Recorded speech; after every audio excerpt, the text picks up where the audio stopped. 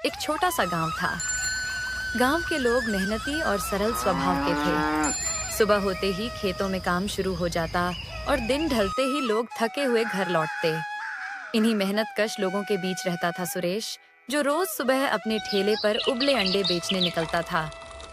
सुबह की ठंडी हवा में जब लोग काम पर जाने लगते तो उनके कदम अपने आप सुरेश के ठेले पर रुक जाते। ठेले पर गर्मा गर्म उबले अंडे, ऊपर से काला नमक और चाट मसाला। सुगंध ही ऐसी कि देखते ही किसी का भी मन ललचा जाए। अरे सुरेश, तुमने तो कमाल कर दिया।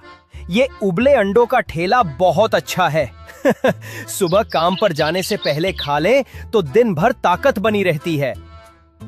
सुरेश मुस्कुराकर बोला, धन्यवाद भैया, मुझे अच्छा लगता है कि आपको मेरे उबले अंडे पसंद आते हैं। और भाई, तुम जो उस पर काला नमक और चाट मसाला डालते हो ना, बस पूछो मत, खाते ही मुंह में पानी आ जाता है। अरे, आप लोग यूं ही खुश करते हो, पर सच कहूं तो मसाले का ही तो मजा है। तभी तीसरा आदमी जिज्ञासा से बोला, पर सुरेश, तुम 10 रुपए में 2 अंडे देते हो तो दिन भर में कितने प्लेट निकल जाते हैं? सुरेश ने तुरंत हिसाब लगाया। दिन का कम से कम 50-60 प्लेट बिक ही जाते हैं। अरे वाह, मतलब 500 से 600 रुपए रोज हो जाते होंगे। हाँ, इतना ही होता है। तभी पास खड़ा एक बुजुर्ग आदमी गंभीर स्वर में बोला, इतने से घर कैसे चलता है रे बेटा?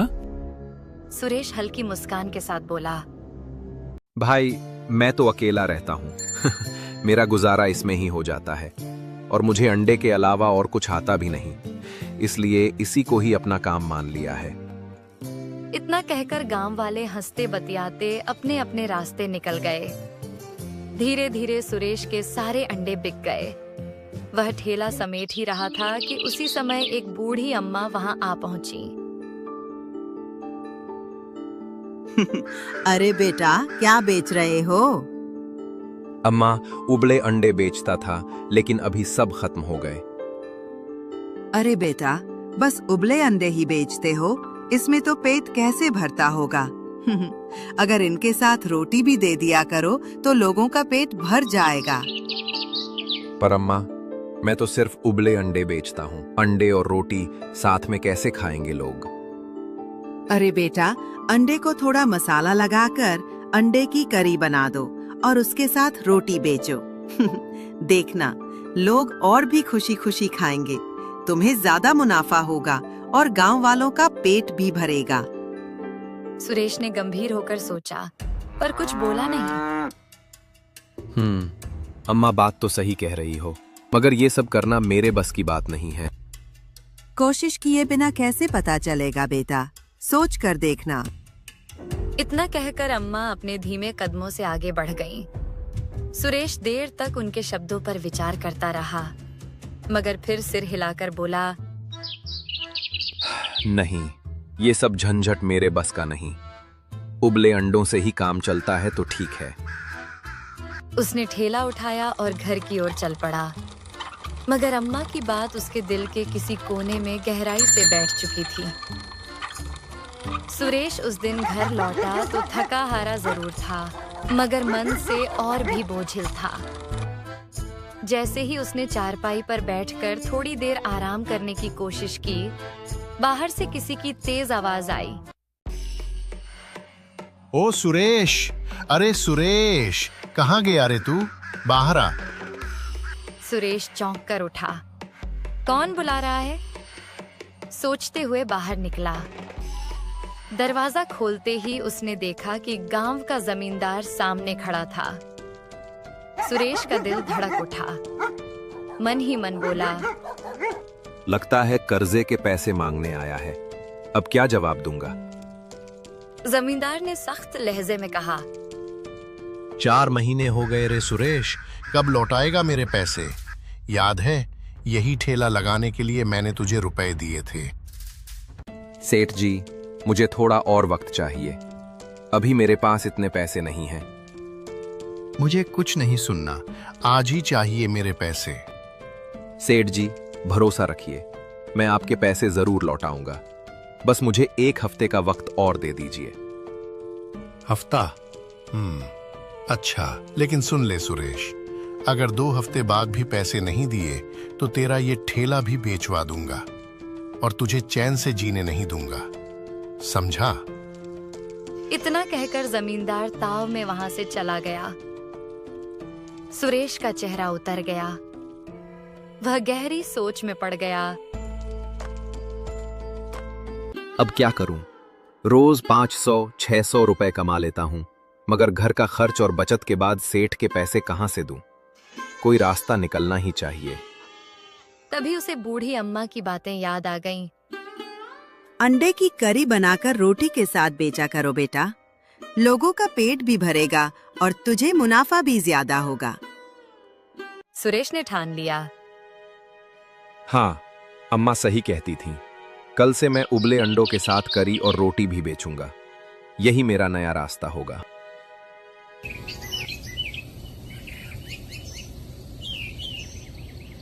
अगली सुबह सुरेश ने रात भर जाग कर करी और रोटियों की तैयारी की थी। उसने ठेले को अच्छे से साफ किया। करी के लिए मसालेदार खुशबू फैल रही थी और गर्मागर्म रोटियां और डिब्बे में रखती थीं। ठेले को संवारकर वह रोज वाली जगह पर पहुंचा। गांव वाले रोज की तरह खेत जाने से पहले उसके पास आए। ठेले पर करी और रोटियां देखकर सब चौंक गए। अरे वाह सुरेश, आज तो ठेला कुछ नया नया लग रहा है। क्या बनाया है? भाइयों, आज सिर्फ उबले अंडे नहीं, अब से मैं अंडा करी और रोटी भी दूंगा। खाओगे तो ताकत भी मिलेगी और पेट भी भरेगा। अरे भाई, तुम जो उबले अंडे देते थे ना, वही अच्छे थे। हमें सुबह सुबह भारी खाना नहीं भाता। अरे सुरेश, अंडा रोटी तो दोपहर या रात को जाचेगी, सुबह हमें हल्का ही चाहिए। हम तो तुम्हारे चाट मसाले वाले उबले अंडों के ही दीवाने थे। ये नया चक्कर छोड़ दो। सुरेश का चेहरा उतर गया। वह बड़ी उम्मीद से नया काम शुरू कर रहा था, मगर सब मना कर रहे थे। उसने मनाने की कोशिश की। अरे भैया, एक बार खाकर तो देखो, ज्यादा पैसे भी नहीं लगेंगे, स्वाद और ताकत दोनों मिलेंगे। लेकिन कोई भी तैयार नहीं हुआ। सब लोग हंसते बोलते अपने अपने खेतों की ओर चल पड़े। ठेले पर रखा अंडा करी का बर्तन धीरे धीरे ठंडा हो गया। रोटियां भी सख्त होने लगीं। पूरा दिन बीत गया, मगर एक भी ग्राहक नहीं आया।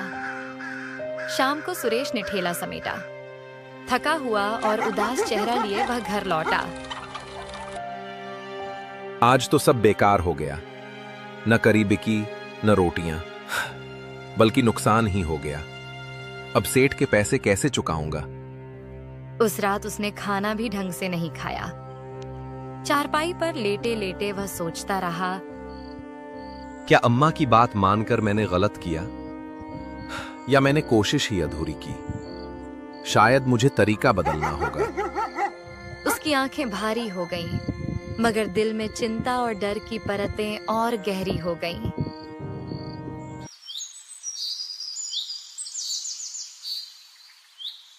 सुबह सुरेश उठा तो मन अब भी भारी था। पिछली दिन की हार उसके दिल पर बोझ बनी हुई थी। वह चारपाई पर बैठा सोचने लगा, अब क्या करूं? सुबह तो सब मना कर गए, लेकिन कल एक किसान ने कहा था कि अंडा करी और रोटी दोपहर या रात को ही अच्छी लगती है। अगर मैं दोपहर में भीड़ वाली जगह पर ठेला लगाऊं तो शायद किस्मत बदल जाए। उसने तुरंत ठान लिया।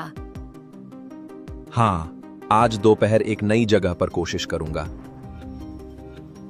दोपहर होते ही सुरेश ने करी को गर्म किया, ताजी रोटियां रखी और ठेला गांव के चौक की तरफ ले गया, जहां लोग आ जा रहे थे। जैसे ही गरम मसालों की खुशबू हवा में फैली, राहगीरों का ध्यान ठेले की तरफ खिंच गया। सबसे पहले एक बूढ़े काका पास आए। अरे बेटा, क्या बेच रहे हो? काका, अंडा करी और रोटी है। 2 अंडे और 2 रोटी, ₹60 प्लेट। अरे वाह, एक प्लेट दे बेटा। सुरेश ने जल्दी से करी गरम की, ऊपर से हरी धनिया और मसाला छिड़क कर प्लेट सजाई। काका ने पहला कौर लिया और उनकी आंखें चमक उठीं। वाह बेटा, मजा आ गया। अंडा करी तो एकदम जायकेदार है, तीखी भी और मजेदार भी। सुरेश का मन प्रसन्न हो गया। चलो, पहला ग्राहक खुश हुआ। तभी 2 किसान जो खेत से लौट रहे थे ठेले के पास आ गए। अरे सुरेश, ये समय और जगह तो बढ़िया है तेरे ठेले के लिए। हाँ यार, घर जाने से बेहतर है यहीं पेट भर लेते हैं। रोटी भी है, करी भी है। चल 2 प्लेट बना दे। सुरेश ने मुस्कुराकर झटपट 2 प्लेट करी रोटी परोसी। दोनों किसानों ने जैसे ही खाना शुरू किया, उनके चेहरे पर संतोष झलकने लगा। अरे भाई, क्या डाला है इस करी में? इतना लजीज स्वाद तो गांव में कहीं नहीं मिलता। सुरेश, अगर तू इतनी स्वादिष्ट करी बना सकता है तो सुबह भी हमें इसे खाने में कोई दिक्कत नहीं, बल्कि ये तो ताकत का खजाना है। सुरेश का चेहरा खिल उठा। उसके ठेले पर धीरे धीरे और लोग आने लगे। कोई कहता, भाई, खुशबू से ही भूख बढ़ गई है। रोटी मुलायम और करी जबरदस्त है। कुछ ही देर में पूरा ठेला खाली हो गया। बर्तन चमकते रह गए और जेब में अच्छी खासी कमाई हो गई। शाम को घर लौटकर सुरेश थकान के बावजूद बेहद खुश था। उसने पैसे गिनकर मन ही मन कहा, धन्यवाद अम्मा। अगर आपने वो सुझाव न दिया होता तो शायद मैं कभी ये रास्ता ना अपनाता। अब मुझे यकीन है कि सेठ का कर्ज भी चुका दूंगा और ईमानदारी से आगे बढ़ूंगा। चारपाई पर लेटते हुए उसने आसमान की ओर देखा और मुस्कुराकर बोला, अब ये ठेला सिर्फ अंडों का नहीं रहा, बल्कि पूरे गांव को एक नया स्वाद देने वाला बन गया है। और यही स्वाद मुझे आगे भी जीत दिलाएगा। सुरेश के चेहरे पर संतोष की चमक थी। मेहनत और हिम्मत ने आखिरकार उसे जीत दिलाई थी।